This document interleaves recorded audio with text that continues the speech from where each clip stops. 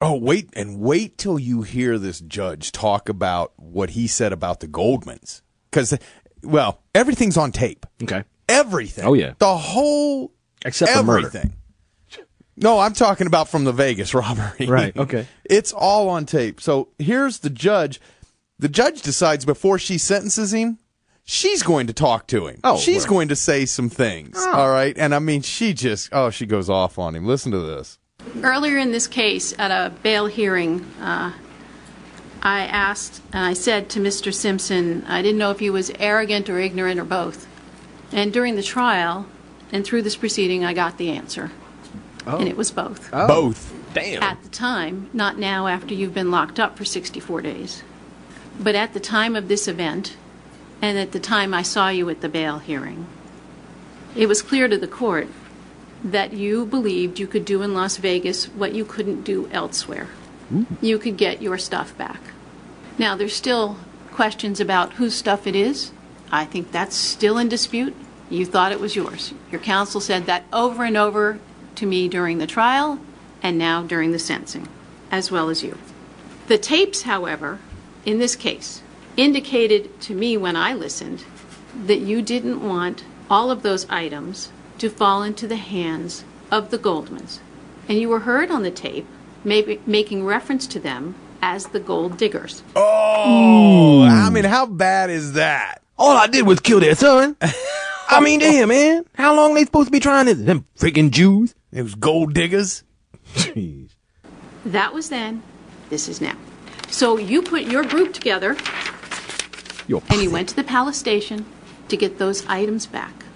And what you didn't know, and also you, Mr. Stewart, didn't know, was the planning was taped, the event was taped, phone calls were taped, conversations were taped, they had videotape of you going in, they had videotape of you going out, Dude. and the party afterwards were taped. Wow. You know what? I just got this image. Do you remember in the Flintstones, whenever Fred would get busted and Wilma would sit there and read off the charges against Fred, he would shrink and shrink and shrink and shrink and shrink until he was this tiny Fred in the chair. Yeah. I can see Ocho choo, choo, choo, just a little bit further down in his chair while she's talking. Everything in this case was on tape. And it's your own words, Mr. Simpson, your own words that could be heard throughout those events that have brought you here to this seat in my courtroom, because we heard it all. And what came out on the tapes said to me, and obviously to the jury, that the evidence in this case was overwhelming. It was overwhelming. How often, as a judge, do I sit and listen to a trial and hear everything laid out for me to be able to hear? It's very rare. Now, the event in question in the room at the Palace Station, where I went to that room, it was a little bitty room, and there were a lot of you big guys in that little bitty room. And when I heard the tape, that was not a, oh, just give me my stuff back, I want my stuff. That was nobody leave the room. That was actually a very violent event. And I don't care what Beardsley says now, or what Fromong says now. I know what Beardsley says immediately afterwards when he called the police. We heard that too. That was a violent event. Guns were brought.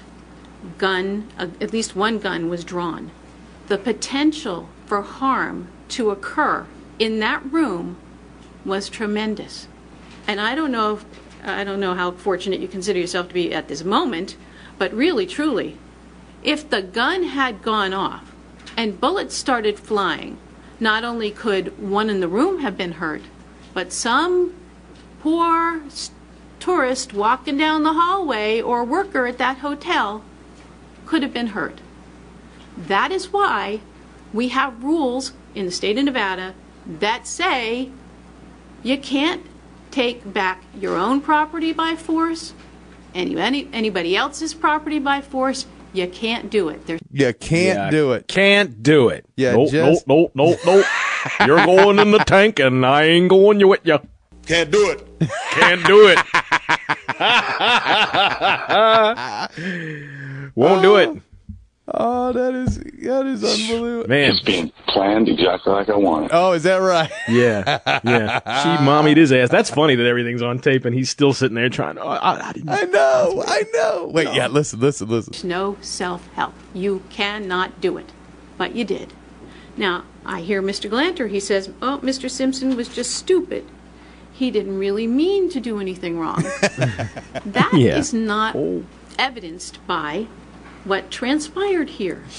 When you take a gun with you and you take men with you to show in a show of force, that's not just a, hey, give me my stuff back. That's something else. And that's what went on here. And that's why we're all here. Because this is not behavior that we can just say, oops, it's okay, no problem. Don't worry. No harm, no foul. Then, after the event... Number 2. That's number 2. Yeah. All of a sudden, the realization hits, and there are phone calls made. There was no gun. There was no gun. There was no gun. Mr. Simpson made those phone calls. There was no gun. Well, why in the heck would he be calling anybody to say there was no gun? Except for the fact that he realized there was a gun, and ups, I might be in some trouble. Oops. Ups? And number 3. She said ups. Oops. Oops. Ups, I might be in some trouble. Can't do it. Right. And then, at the party, the laughter, the joking, did you see the look on his face? Ha ha ha, isn't this funny? You knew what was going on there. You knew. And it's kind of a fine line in what you said to me. I hear what you said and what Mr. Galanter said, which is, I didn't intend to do anything wrong, so I must not have done something wrong, so there was no criminal intent. It was just all stupidity. I have to tell you now, it was much more than stupidity. You went to the room. It was criminal stupidity. You took guns, meaning you and the group. You used force. You took property, whether it was yours or somebody else's. And in this state, that amounts to robbery with use of a deadly weapon. Whether it's you having the gun, or Mr. McClinton having the gun, or Mr. Alexander having the gun. And as a judge who has taken jury verdicts for years, I respect the verdicts of my juries. I have to respect what happened in the case 13 years ago with Mr. Simpson. The jury decided. There are many people who disagree with that verdict, but that doesn't matter to me. Damn. What matters to me is that the state brought charges, a trial was conducted, evidence was heard, testimony received, the jury deliberated, they reached a verdict. And I have to respect that verdict as well. Bye-bye juice. Bye-bye juice. Minimum of 9 years. He's 61 years old. He'll be 70 if he gets out, and they won't let him out. You know that. Right. They won't let him out. He's going to spend his rest of the life there. Yeah, she just throws the book at him. All right, Mr. Simpson, in addition to the $25 administrative assessment and the $150 DNA fee. Oh, he's got to pay $175 in fines. I'll bet that's just killing him. Oh, yes. And we saw you spit on the floor in the men's room. Don't you think we're not going to get you for that? I'm going to sentence you as follows. Count 1, conspiracy to commit a crime, 1 year in the county jail. Count 5, I moved a ahead. first-degree kidnapping with use of a deadly weapon. A fixed term of 15 years, parole eligibility beginning after 5 years. Count 6, first-degree kidnapping with use of a deadly weapon. A fixed term of 15 years with parole eligibility beginning after 5 years. Robbery with use of a deadly weapon. Wow. A minimum term of 60 months. A maximum term of 180 months in the Nevada Department of Corrections with a consecutive 12 to 72. And again, the enhancement because of the increased harm that the gun posed. Credit for time served is 64 days. That concludes today's sentencing. Credit for time served is 64 days. Yeah. Wow. There you go, buddy. Hey, so should they take his bust out of the Hall of Fame? No. Okay. No, because it doesn't change what he did on the field when he played the game. Yeah, but he has besmirched his honor and the game. He's going to do a minimum of 9 years in the tank, man. He's never coming out again. I won't go in your tank. If you got a tank and you're in the tank, I will not join you. Well, you're not going to have a choice. In the juice tank. So you think he's going to play on the prison football squad? At 61? Yeah. Man, I mean, it's 61. I mean, can you imagine? 61, you're going to prison for a minimum of 9 years. I told you. He'll be 70 when his first parole hearing comes up, and they aren't going to give it to him.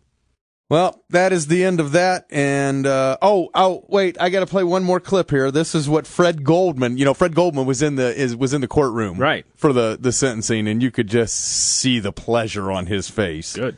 Just happy as he can be. His son is gone, but his daughter. I was shaking off under my coat. His daughter's sitting there crying, right. which I understand, but this is what Goldman had to say afterwards. We're thrilled. It's kind of a bittersweet moment, knowing that SOB is going to be in jail for a very long time where he belongs. It was satisfying seeing him in shackles like he belonged, and still had that arrogant look on his face when he came in.